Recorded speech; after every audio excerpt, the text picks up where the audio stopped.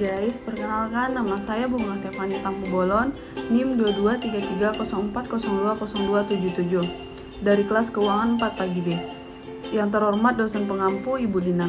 Adapun video ini saya buat untuk melengkapi tugas ujian akhir semester saya, di mana saya akan menjelaskan materi manajemen operasional dari topik 9 hingga sampai topik ke-15. Topik ke-9, strategi pemilihan lokasi. Manajemen operasional terkait lokasi perusahaan mencakup pemilihan dan penempatan fasilitas perusahaan untuk memaksimalkan efisiensi dan efektivitas operasional. Faktor-faktor yang mempengaruhi keputusan lokasi. Memilih lokasi fasilitas menjadi semakin rumit dengan adanya globalisasi tempat kerja. Globalisasi terjadi karena perkembangan ekonomi pasar, komunikasi internasional yang lebih baik, perjalanan dan pengangkutan barang yang lebih cepat serta lebih dapat diandalkan. Berikutnya, semakin mudahnya arus kas antar negara, perbedaan biaya tenaga kerja yang tinggi. Selain globalisasi, faktor lain mempengaruhi keputusan lokasi, diantaranya produktivitas tenaga kerja, valuta asing, dan perubahan sikap terhadap industri, serikat kerja, kedekatan dengan pasar, pemasok, dan pesaing. Strategi lokasi pelayanan jasa. Sementara fokus analisis lokasi sektor industri adalah meminimalkan biaya. Fokus analisis lokasi sektor jasa adalah memaksimalkan pendapatan. Biaya manufaktur cenderung bervariasi secara substansial antara lokasi dan dengan lainnya. Namun tidak demikian di perusahaan-perusahaan jasa. Suatu lokasi yang spesifik sering menimbulkan dampak yang lebih besar pada pendapatan daripada biaya. Oleh karena itu, untuk perusahaan jasa, lokasi yang spesifik seringkali mempengaruhi pendapatan daripada biaya. Topik ke-10, pengamatan lingkungan. Lingkungan merupakan faktor yang terpenting untuk menunjang keberhasilan organisasi dalam persaingan. Banyak organisasi mengalami kegagalan dalam melaksanakan aktivitas bisnis disebabkan karena kegagalan untuk memahami dan mengidentifikasi secara benar lingkungan sekitar. Analisis lingkungan dapat dibedakan atas dua bagian. Yang pertama yaitu analisis lingkungan eksternal. Lingkungan eksternal terdiri dari variabel-variabel, peluang dan ancaman yang berada di luar organisasi dan tidak secara khusus ada dalam pengendalian jangka pendek dari manajemen puncak. Yang kedua, analisis lingkungan internal. Lingkungan internal terdiri dari variabel-variabel, kekuatan dan kelemahan yang ada di dalam organisasi, tetapi biasanya tidak ada dalam pengendalian jangka pendek dari manajemen puncak. Perumusan strategi perusahaan meliputi yang pertama yaitu misi, yang kedua tujuan, yang ketiga strategi, yang keempat kebijakan. Implementasi strategi adalah proses di mana manajemen mewujudkan strategi dan kebijakannya dalam tindakan melalui pengembangan program, anggaran, dan prosedur. Topik 11, Quality Management. Kualitas adalah segala sesuatu yang mampu memenuhi kebutuhan pelanggan atau meeting the needs of customer. Manajemen kualitas adalah aspek-aspek dari fungsi manajemen keseluruhan yang menetapkan dan menjalankan kebijakan mutu suatu perusahaan atau organisasi.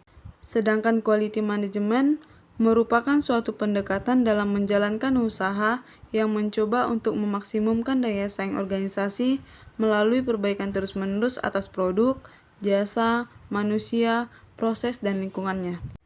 Ada beberapa elemen bahwa sesuatu dikatakan berkualitas, yaitu yang pertama, kualitas meliputi usaha memenuhi atau melebihi harapan pelanggan.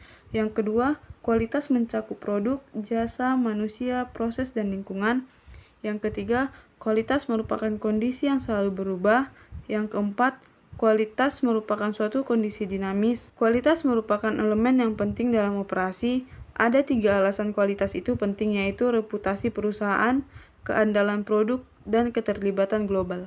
Topik 12, perubahan dalam organisasi. Perubahan manajemen atau organisasi dalam suatu perusahaan adalah proses di mana struktur, strategi, operasional atau budaya perusahaan mengalami modifikasi untuk mencapai tujuan tertentu. Jenis-jenis perubahan organisasi yang pertama yaitu developmental change, transitional change, transformational change. Tujuan perubahan dalam suatu manajemen yang pertama yaitu menjaga keberlangsungan hidup perusahaan dalam jangka pendek maupun jangka panjang.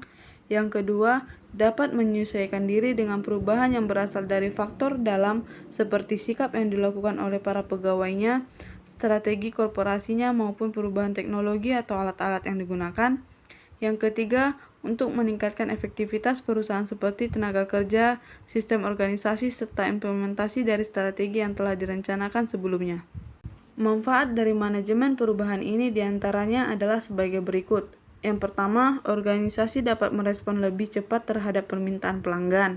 Yang kedua, membantu menyelaraskan sumber daya yang ada dalam organisasi. Yang ketiga, manajemen perubahan memungkinkan organisasi untuk menilai dampak keseluruhan dari perubahan. Yang keempat, perubahan dapat dilaksanakan tanpa berdampak negatif terhadap bisnis sehari-hari. Topik 13, persaingan. Persaingan adalah proses yang melibatkan suatu individu atau kelompok yang saling berbuat sesuatu untuk mendapatkan keuntungan, pangsa pasar, dan jumlah penjualan. Dalam dunia bisnis, ada jenis 4 persaing yang akan kita hadapi, yaitu yang pertama persaingan generik, yang kedua persaingan bentuk, yang ketiga persaingan industri, yang keempat persaingan merek. Strategi bisnis yang harus diimplementasikan agar bisa menjadi pemenang dalam persaingan yang ketat yang pertama yaitu harga yang kompetitif, yang kedua pelayanan terbaik, yang ketiga memperluas pasar, yang keempat melakukan promosi. Topik 14, Material Requirement Planning 1. Material Requirement Planning adalah sebuah metode untuk menentukan jumlah bagian, komponen dan material yang dibutuhkan untuk memproduksi sebuah produk. Material Requirement Planning juga dikatakan sebagai teknik yang terkait permintaan yang terikat yang menggunakan Bill of Material, Master Schedule, dan data persediaan.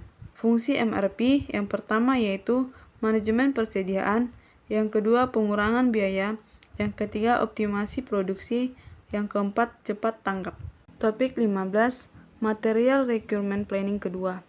Master Planning Schedule atau MPS adalah jadwal produksi yang menetapkan jumlah dan waktu produksi barang dalam jangka waktu tertentu. Tujuannya untuk memastikan bahwa perusahaan dapat memenuhi permintaan pelanggan secara efisien.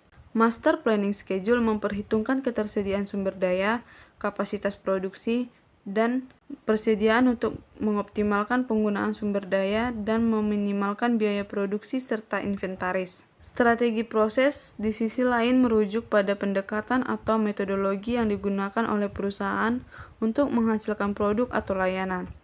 Ini mencakup pemilihan teknologi, alur kerja, desain fasilitas, dan pengaturan tenaga kerja untuk mencapai efisiensi, kualitas, dan fleksibilitas dalam produksi. Strategi ini disesuaikan dengan yang pertama yaitu jenis produk, yang kedua volume produksi, yang ketiga kebutuhan pasar, yang keempat serta dapat mencakup proses seperti produksi massal, produksi batch, atau produksi khusus tergantung pada kebutuhan atau tujuan perusahaan.